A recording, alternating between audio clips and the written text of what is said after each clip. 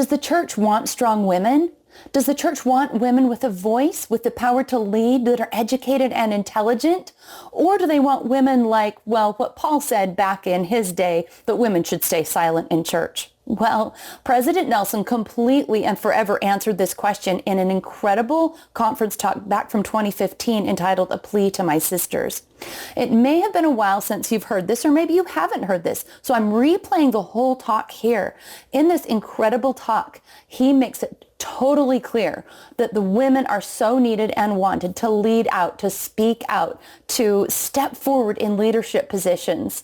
I know that I'm seeing a huge wave of voices of women that are being heard within the church. And of course, there are some what I would call toxic waves where women are demanding that they maybe take over or be more in charge. And I don't think that that's helpful. But us as women can take our rightful place, having strong and powerful influence, which is what we were designed to do. Women have an incredible gift of influence. And more than any other time, this is our day to use our voices to speak out in defense of family and of God and of covenants and of Jesus Christ.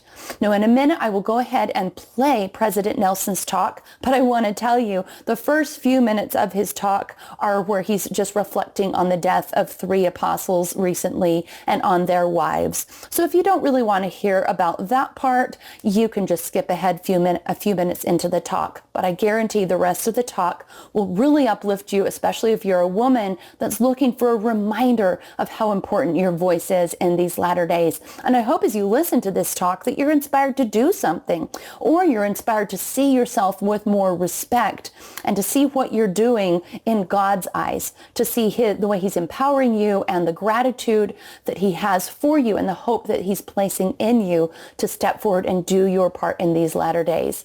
Let's go ahead and listen to President Nelson. Dear elders Rasband, Stevenson, and Redland, we, your brethren, welcome you to the quorum of the 12 apostles. And we thank God for the revelations that he gives to his prophet, President Thomas S. Monson. Brothers and sisters, when we met in General Conference 6 months ago, none of us anticipated the coming changes that would tug at the heartstrings of the entire church. Elder L. Tom Perry delivered a powerful message about the irreplaceable role that marriage and family occupy in the Lord's plan. We were stunned when just a few days later we learned of the cancer that would soon take him from us. Though President Boyd K. Packer's health had been declining, he continued to soldier on in the work of the Lord. He was frail last April, yet he was determined to declare his witness as long as he had breath.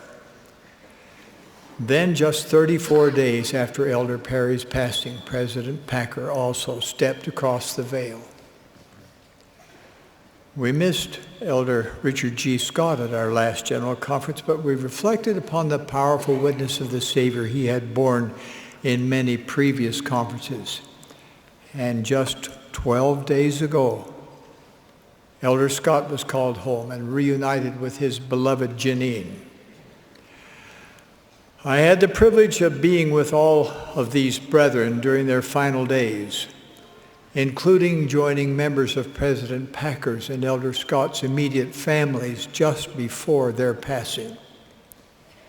It has been difficult for me to believe that these 3 treasured friends, these magnificent servants of the Lord, are gone. I miss them more than I can say. As I've reflected on this unexpected turn of events, one of the impressions that has lingered with me is that which I observed in these surviving wives. Etched in my mind are the serene images of Sister Donna Smith Packer and Sister Barbara Dayton Perry at their husbands' bedsides, both women filled with love, truth, and pure faith. As Sister Packer sat next to her husband in his final hours, She radiated that peace that passes all understanding. Though she realized that her beloved companion of almost 70 years would soon depart, she showed the tranquility of a faith-filled woman. She seemed angelic, just as she was in this photo of them at the dedication of the Brigham City Temple. I saw that same kind of love and faith emanating from Sister Perry. Her devotion to both her husband and the Lord was obvious, and it moved me deeply. Through their husbands' final hours and continuing to the present day, these stalwart women have shown the strength and courage that covenant-keeping women always demonstrate. It would be impossible to measure the influence that such women have, not only on families, but on the Lord's church, as wives, mothers, and grandmothers, as sisters and aunts, as teachers and leaders, and especially as exemplars and devout defenders of the faith. This has been true in every gospel dispensation since the days of Adam and Eve. Yet the women of this dispensation are distinct from the women of any other because this dispensation is distinct from any other. This distinction brings both privileges and responsibilities. 36 years ago, in 1979, President Spencer W. Kimball made a profound prophecy about the impact that covenant-keeping women would have on the future of the Lord's church. He prophesied, much of the major growth that is coming to the church in the last days will come because many of the good women of the world will be drawn to the church in large numbers. This will happen to the degree that the women of the church reflect righteousness and articulateness in their lives, and to the degree that the women of the church are seen as distinct and different in happy ways from the women of the world. Close quote. My dear sisters, you who are our vital associates during this winding up scene, the day that President Kimball foresaw is today. You are the women he foresaw. Your virtue, light, love, knowledge, courage, character, faith, and righteous lives will draw good women of the world along with their families to the church in unprecedented numbers. We, your brethren, need your strength, your conversion, your conviction, your ability to lead, your wisdom, and your voices. The kingdom of God is not and cannot be complete without women who make sacred covenants and then keep them. Women who can speak with the power and authority of God. President Packer declared, we need women who are organized and women who can organize. We need women with executive ability who can plan and direct and administer. Women who can teach, women who can speak out. We need women with the gift of discernment who can view the trends in the world and detect those that, however popular, are shallow or dangerous. Close quote.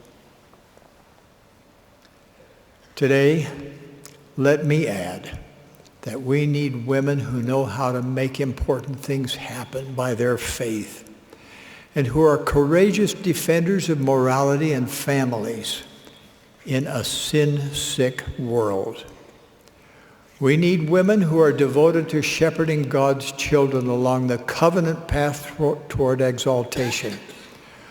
Women who know how to receive personal revelation, who understand the power and peace of the temple endowment.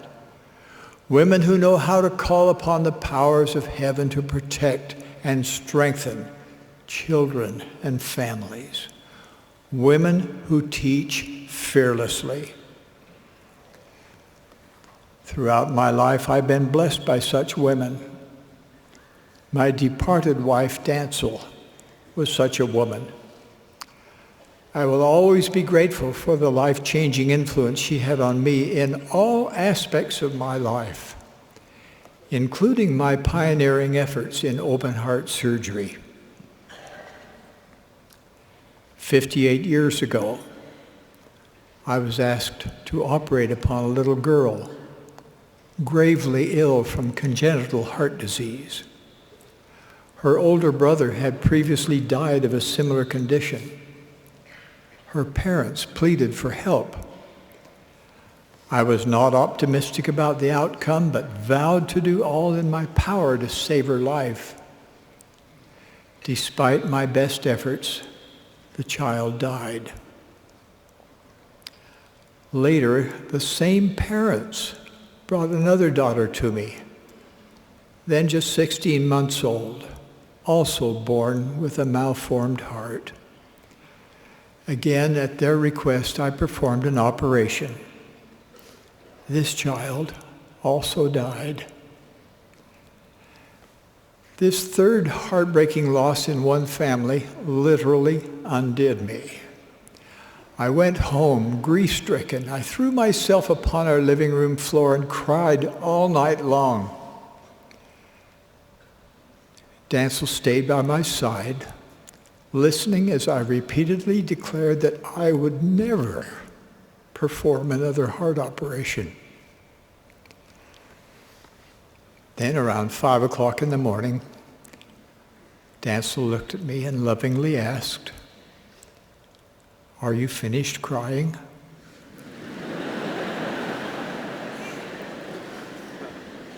Then get dressed. Go back to the lab. Go to work. You need to learn more. If you quit now, others will have to painfully learn what you already know. Oh, how I needed my wife's vision, grit, and love. I went back to work, learned more. If it weren't for Dancel's inspired prodding, I would not have pursued open heart surgery and would not have been prepared to do the operation in 1972 that saved the life of President Spencer W. Kimball. Sisters, do you realize the breadth and scope of your influence when you speak those things that come to your heart and mind as directed by the Spirit? A superb stake president told me of a stake council meeting in which they were wrestling with a difficult challenge. At one point, he realized that the stake primary president had not spoken. So he asked if she had any impressions. "Well, actually, I have," she said, and then proceeded to share a thought that changed the entire direction of the meeting. The stake president continued. "As she spoke, the Spirit testified to me that she had given voice to the revelation we had been seeking as a council." My dear sisters, whatever your calling, whatever your circumstances, we need your impressions, your insights, and your inspiration. We need you to speak up and speak out in ward and stake councils. We need each married sister to speak as a contributing and full partner as you unite with your husband in governing your family. Married or single, you sisters possess distinctive capabilities and special intuition you have received as gifts from God. We, brethren, cannot duplicate your unique influence. We know that the culminating act of all creation was the creation of woman. We need your strength. Attacks against the church, its doctrine, and our way of life are going to increase. Because of this, we need women who have a bedrock understanding of the doctrine of Christ, and who will use that understanding to teach and help raise a sin-resistant generation. We need women who can detect deception in all of its forms. We need women who know how to access the power that God makes available to covenant keepers, and who express their beliefs with confidence and charity. We need women who have the courage and vision of our Mother Eve. My dear sisters, nothing is more crucial to your eternal life than your own conversion. It is converted, covenant-keeping women, and I include my dear wife, Wendy, whose righteous lives will increasingly stand out in a deteriorating world, and who will thus be seen as different and distinct in the happiest of ways. So today, I plead with my sisters of the Church of Jesus Christ of Latter-day Saints to step forward, take your rightful and needful place in your home, in your community, and in the kingdom of God, more than you ever have before. I plead with you to fulfill President Kimball's prophecy, and I promise you, in the name of Jesus Christ, that as you do so, the Holy Ghost will magnify your influence in an unprecedented way. I bear witness of the reality of the Lord Jesus Christ and of his redeeming, atoning, and sanctifying power. And as one of his apostles, I thank you, my dear sisters, and bless you to rise to your full stature, to fulfill the measure of your creation as we walk arm in arm in this sacred work. Together, we will help prepare the world for the second coming of the Lord. Of this I testify as your brother. In the name of Jesus Christ, amen.